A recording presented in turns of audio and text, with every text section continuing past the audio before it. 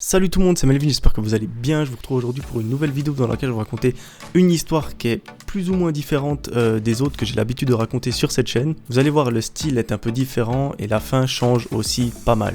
J'aimerais vous remercier beaucoup pour les retours que vous m'avez fait sur ma dernière vidéo, ça me fait chaud au cœur comme d'habitude. Je profite juste de vous annoncer aussi que la vidéo FAQ sortira ce samedi à 18 h comme d'habitude. Donc en tout cas, merci beaucoup pour toutes les questions que j'ai reçues, j'en ai reçu énormément. Et comme j'avais dit dans une précédente vidéo, je vais un peu les condenser en groupe de questions et je vais y répondre dans la vidéo avec grand plaisir. Vous l'aurez compris, comme d'habitude, je ne vais pas vous faire attendre plus que ça pour l'histoire, on est parti.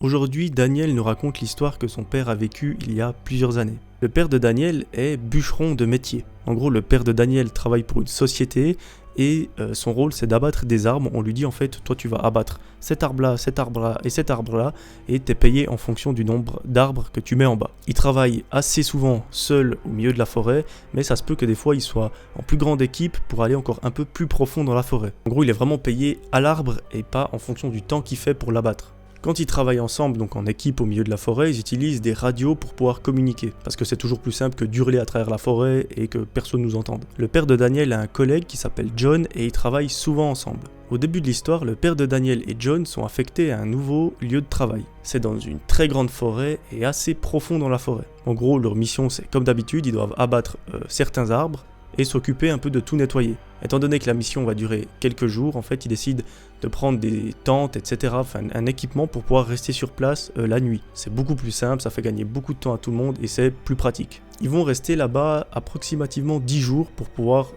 couper tous les arbres, remettre en ordre, nettoyer et repartir. Les choses étranges commencent au bout de quelques jours seulement. En fait, à travers le radio, ils entendent comme des petits bavardages, comme des petites conversations entre deux hommes. Ils pensent très fortement que les hommes sont très loin d'eux parce qu'en fait les conversations sont inaudibles. C'est une sorte de grésillement, mais ils arrivent quand même à reconnaître quelques mots, enfin ils arrivent à voir que c'est des humains qui parlent. Et en fait, quelque chose de très étrange, c'est que c'est une zone privée et les gens n'ont pas le droit d'être là de base. Il n'y a que les personnes y travaillant et des professionnels qui ont le droit et qui doivent avoir une autorisation pour se trouver dans cette forêt.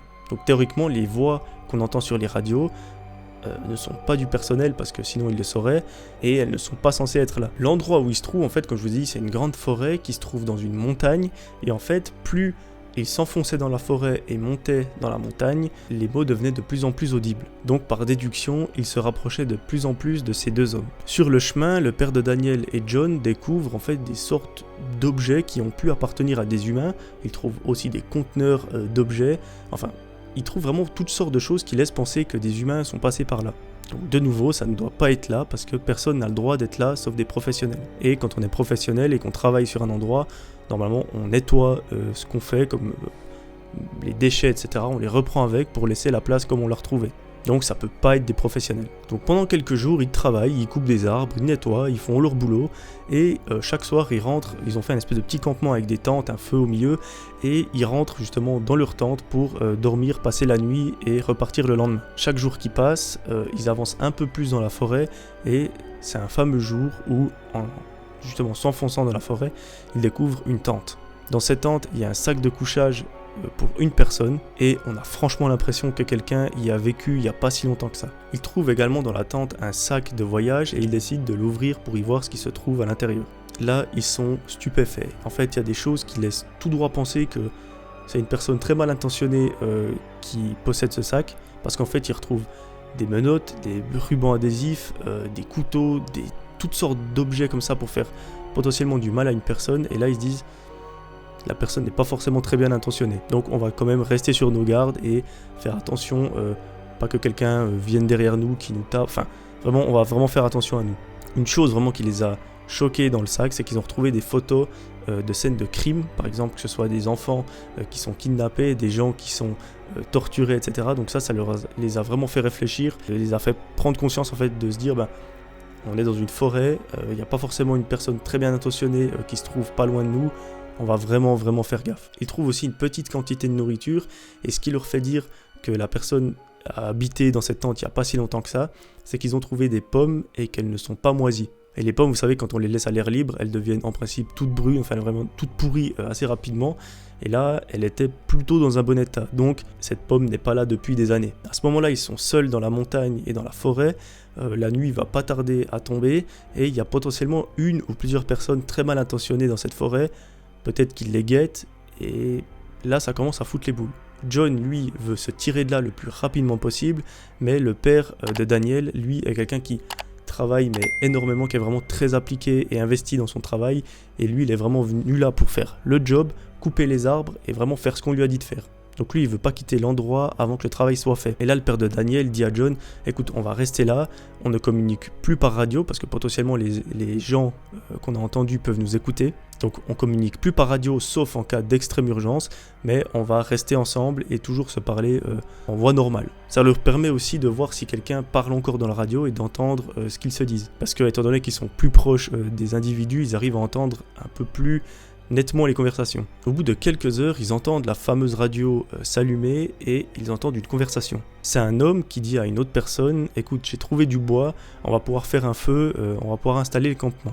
Donc de nouveau, je rappelle, ces deux personnes n'ont pas le droit d'être dans cette forêt. Là, le père de Daniel fait quelque chose qu'il n'aurait pas forcément dû faire.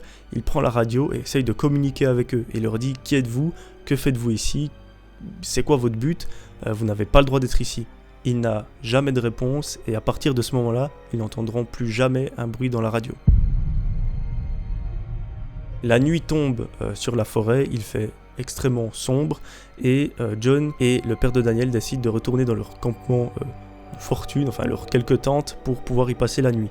Arrivés au campement, ils font leur feu, ils mangent quelque chose et vont se coucher dans leur tente. Au milieu de la nuit, John réveille le père de Daniel en sursaut. Il lui dit pas grand-chose si ce n'est prends quelque chose qui peut servir comme arme et sortons. Apparemment, quand ils sont en mission comme ça au milieu d'une forêt, ils ont toujours une espèce d'arme pour se défendre, que ce soit contre des animaux ou quelque chose comme ça, si quelque chose tourne mal. Et justement, au moment de réveiller le père de Daniel, John lui dit « Prends ton arme, on doit sortir, il y a quelqu'un qui est autour de la tente. » Il lui dit tout ça en chuchotant bien évidemment pour pas que la personne se dise ils sont réveillés. Le père de Daniel, à peine réveillé depuis quelques secondes, la première chose qu'il entend c'est des pas autour de la tente. Donc on est tous d'accord pour dire qu'il y a un peu mieux comme réveil. Donc là dans la nuit bien évidemment, le père de Daniel arrive à saisir l'arme qu'il a emportée avec lui. Mais il y a un truc qui bug, c'est qu'en fait l'arme elle est pas chargée par mesure de sécurité. Et en fait, dans la nuit, il arrive tout simplement pas à trouver les cartouches qui lui permettent de recharger son arme. Donc une arme vide, ça va pas leur servir à grand chose. Là, les deux hommes commencent à être terrifiés parce qu'en fait, ils entendent les pas qui s'approchent de plus en plus de leur tente. Et en fait, il y a la tente et il y a une sorte de mini porte en fait qui sert de porte d'entrée. Et ils entendent quelqu'un comme s'il essayait un peu de l'ouvrir, de la pousser, enfin il bouge la porte quoi. Et ça les rassure pas du tout parce qu'ils ont la confirmation que c'est pas un animal, ça peut pas être un sanglier ou je ne sais quoi, c'est vraiment un humain. Et avec tout ce qu'ils ont vu dans le sac de voyage, tout ce qu'ils ont entendu à la radio, ils sont certains que cette personne ou ces personnes ne leur veulent pas forcément du bien. Ils ont malheureusement pas d'armes chargées et là le père de Daniel dit à John, il dit pas grand chose, il fait juste un hochement de tête pour lui dire faut qu'on sorte et on verra ce qui se passe. Peut-être que ça créera un effet de surprise, et en tout cas c'est bien mieux que de rester dans la tente à rien faire et à attendre juste que la personne vienne les attaquer. Les deux hommes se préparent et bondissent en dehors de la tente. Au moment où le père de Daniel sort de la tente, il ressent une très vive douleur en haut du visage, à gauche, et il devient presque inconscient et tombe par terre. John à ce moment-là voit qu'il a été attaqué et il voit une personne avec un couteau se lancer sur lui pour essayer sûrement même de le tuer. Il remarque aussi que les deux personnes sont en train de se battre au sol, mais qu'il y a une deuxième personne, un deuxième individu étranger qui se trouve derrière eux, mais lui ne semble pas avoir d'arme. Et lorsque l'individu remarque que John l'a vu, il part en courant dans la forêt. Donc à ce moment-là, il y a toujours le père de Daniel qui est au sol, à moitié inconscient, avec une personne sur lui qui essaye de lui mettre des coups de couteau. Le père de Daniel arrive tant bien que mal à résister à ses coups, à les éviter, etc. Et John, lui, fonce sur ce gars, il lui met un violent coup à la tête et libère le père de Daniel de cet homme. L'individu tombe par terre et son couteau tombe aussi. Il ne sait pas où il se trouve et quand il voit qu'il n'arrive plus à ramasser le couteau parce qu'il ne sait pas où il est, tellement il est tombé dans la précipitation, eh bien, il décide tout simplement de courir avec son complice dans les bois. Le père de Daniel étant quand même assez grièvement blessé au visage et perdant beaucoup de sang, John décide de prendre la radio pour appeler des collègues en renfort et tout simplement appeler un hélicoptère pour qu'il puisse l'embarquer et l'emmener dans un hôpital le plus proche. John pendant ce temps apporte les premiers soins au père de Daniel, il lui fait des compresses, il lui fait carrément des soins dignes d'un hôpital pour éviter qu'il perde trop de sang et qu'il perde conscience. Et c'est seulement au bout de quelques heures, au petit matin, qu'un hélicoptère vient les chercher pour les amener à l'hôpital. Une fois à l'hôpital, le père de Daniel est pris en charge par des médecins et pendant ce temps, John décide d'expliquer à la police ce qui s'est passé. Malheureusement pour le père de John, il a été attaqué au visage et son œil a subi des coups. Donc il y a peu de chances qu'il retrouve la vue à 100% de l'œil gauche, mais il arrivera tout de même à distinguer certaines choses avec cet œil. Son pronostic vital n'est pas engagé, donc heureusement, ça aurait pu être bien pire que ça, même si malheureusement il a quand même perdu une grande partie de la vue de l'œil gauche. Donc John a expliqué ce qui s'est passé aux policiers, et ces derniers lui racontent qu'en fait, ils ont été aussi appelés en urgence dans la même forêt mais plus en bas, et malheureusement ils ont été appelés parce qu'un membre de l'équipe justement de bûcherons, en fait il y avait plusieurs groupes, a été attaqué et malheureusement lui est décédé.